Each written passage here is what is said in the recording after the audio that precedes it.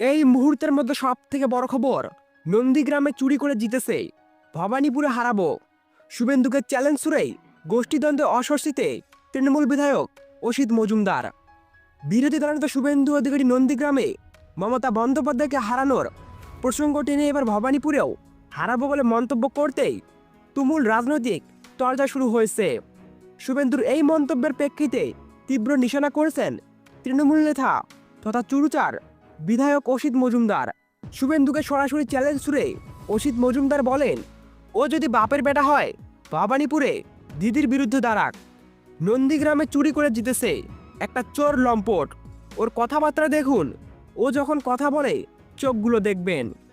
বিজেপির পাল্টা আক্রমণ। তৃণমূল নেতার এই আক্রমণের জবাবে থেমে থাকেনি বিজেপি। বিজেপির রাজ্য কমিটির সদস্য স্বপন পাল পাল্টা জবাব দিয়ে বলেন, চুচুড়ার বিধায়ক বলেছেন বিরোধী দলনেতা হাফ পাগল। তাহলে ওনার দিদি কি, শ্রীরামপুরের দাদা কি?